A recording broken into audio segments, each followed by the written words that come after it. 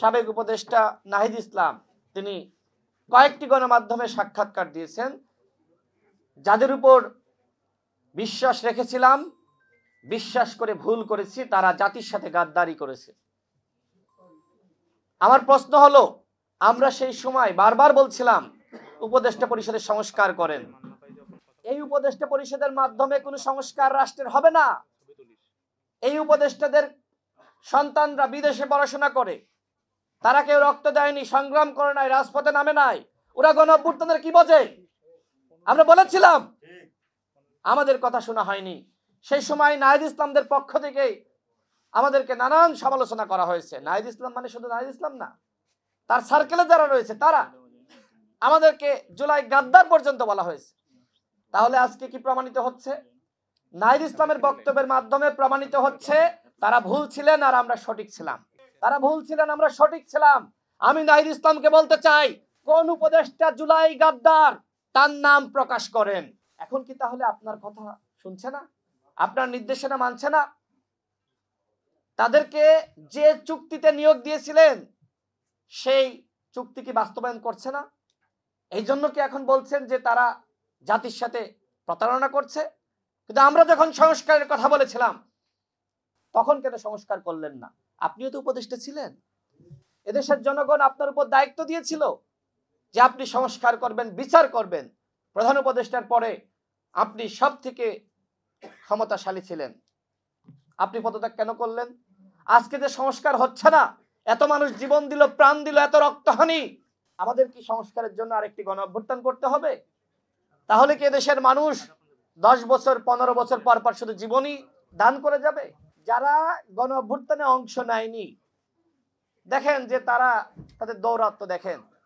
আমরা যারা এই পল্টনে আমরা একসাথে সংগ্রাম করেছি, গণতন্ত্র মঞ্চের দলগুলো, গণ অধিকার পরিষদ, এবি পার্টি, আমরা হয়তো এত বড় দল না, কিন্তু আমাদের সংগ্রামটা এত ছোট না।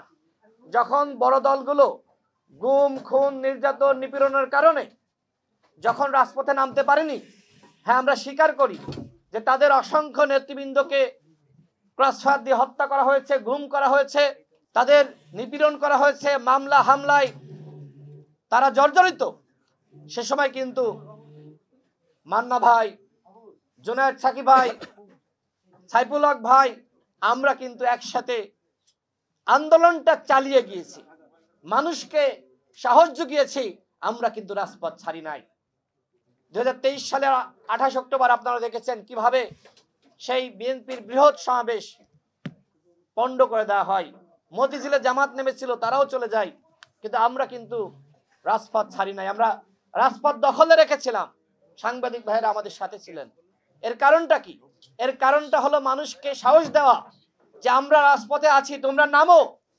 ঠিক একইভাবে এই 24-এর ডামি নির্বাচনের আগে আপনারা দেখেছেন যে গণতন্ত্র মঞ্চের দলগুলো, গণ অধিকার পরিষদ, আমরা কিভাবে এই পল্টনে আমরা কিন্তু আন্দোলন করেছি। আমরা বলেছি যে হাসিনা মোদির নির্বাচন রুখে দাও জনগণ। আমরা যেমনি ভাবে হাসিনার বিরুদ্ধে সংগ্রাম করেছি, ভারতের আধিপত্যবাদের বিরুদ্ধে সংগ্রাম করেছি, কিন্তু আমার প্রশ্ন হলো যে আজকে কেন এই আধিপত্যবাদের বিরুদ্ধে কোনো বক্তব্য নাই, কেন কোনো কথা নাই? অনেকে বলছে যে তাহলে কি আমরা ভারতের নির্যাতন, নিপীড়ন সেটা কি আমরা মেনে নিয়েছি? আমরা কেন আর ওই ভারতের আধিপত্যবাদের বিরুদ্ধে কথা বলছি না? দেখেন, যারা গুম করলো, ক্রসফায়ার করলো, যারা আয়নাঘর সৃষ্টি করলো, ওই ডিজিএফআই, এনএসআই, এসবি গোয়েন্দা সংস্থার কোনো সংস্কার হয়েছে, পরিবর্তন হয়েছে? আপনারা বলছেন যে আগামীতে সুষ্ঠু নির্বাচন জাতিকে উপহার দিবেন। কিভাবে সম্ভব? আমাদের পাশেই সচিবালয়, সেখানে তো আওয়ামী লীগের সুবিধাভোগী যারা, তারা বসে রয়েছে। এই আমলাদের মাধ্যমে আপনি সুষ্ঠু নির্বাচন জাতিকে উপহার দিবেন? যারা 14 সালের নিশিরাতের নির্বাচন করেছে, 18 সালের একতরফা নির্বাচন করেছে, যারা 24 সালের ডামি নির্বাচন করেছে, ওই ডিসি, এসপি, ইউনো, সচিব, কয়জনকে আপনি শাস্তি দিয়েছেন? আপনি তো সংস্কার করতে পারেননি। সংস্কার ছাড়া আপনি বলছেন যে আপনি সুষ্ঠু নির্বাচন জাতিকে উপহার দিবেন, সেটা বাস্তবসম্মত নয়। আগামী নির্বাচন ইতিহাসের সবথেকে সেরা নির্বাচন হতে পারে, আবার ইতিহাসের সবথেকে চ্যালেঞ্জিং নির্বাচন হতে পারে। এখনো পর্যন্ত যতটুকু আমরা লক্ষ্য করছি যে সরকার কোনো সংস্কার করতে পারে নাই, সেই ফ্যাসিবাদ এখনো পর্যন্ত রয়ে গেছে। শুধুমাত্র হাসিনা পালিয়েছে, কিন্তু হাসিনার সৃষ্ট যে ফ্যাসিবাদ, সেই ফ্যাসিবাদ এখনো পর্যন্ত বহাল তবিয়তে। এই ফ্যাসিবাদকে বহাল রেখে কোনোভাবেই সুষ্ঠু নির্বাচন সম্ভবপর নয়।